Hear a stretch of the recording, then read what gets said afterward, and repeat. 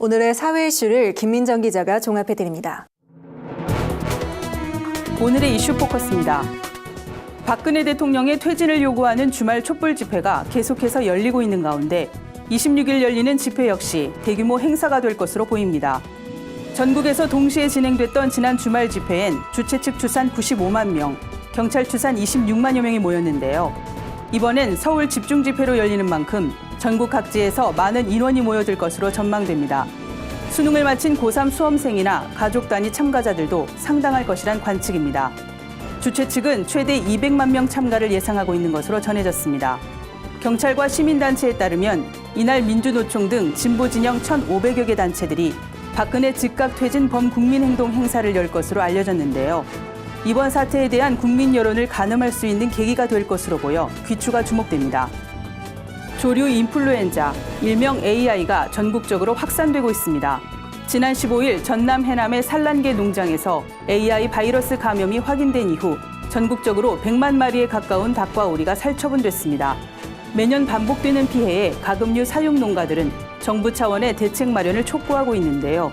이 가운데 하나가 휴업보상제 도입입니다. 휴업보상제는 가을철에 미리 도축해 닭이나 오리 고기를 비축한 뒤 겨울철에는 사육을 중단하고 정부가 농가의 사육 중단에 따른 보상금을 지원하는 제도입니다. 이에 대해 정부는 지역마다 특수성이 달라 지자체 재량에 따라 시행하는 게 바람직하다는 입장인데 지자체들은 전국적으로 시행해야 효과를 볼 수 있다고 주장하고 있는 상황입니다. 계속되는 경기 침체에 최순실 게이트 등 정치적 이슈에 국민의 관심이 쏠리면서 불우이웃을 돕는 손길이 상대적으로 줄어든 것으로 나타났습니다. 실제로 최근 2달 새 전국의 연탄 기부는 총 96만 장으로 지난해 같은 기간 150만 장보다 36% 감소했습니다. 반면 연탄 가격은 지난해보다 15%가량 올라 쪽방, 홀몸 노인, 노숙인 등 저소득 계층의 부담은 커질 수밖에 없습니다. 특히 전체 후원금의 70%를 차지하는 공공기관이나 기업의 기부가 많이 줄어 타격이 크다는 분석입니다.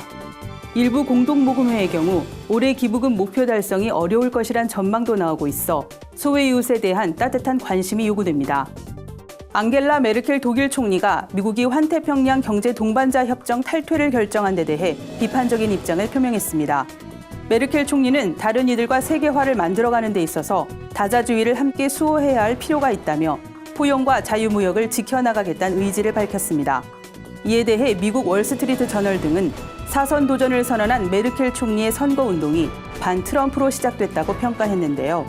이 매체는 미국이 세계 무역시장에서 빠질 경우 중국이 최대 수혜자가 될 수 있음을 메르켈 총리가 경계한 것이라고도 분석했습니다. 산업통상자원부가 주택용 전기요금 누진제 개편안을 내놓은 가운데 전기요금이 얼마나 인하될지에 관심이 모아지고 있습니다.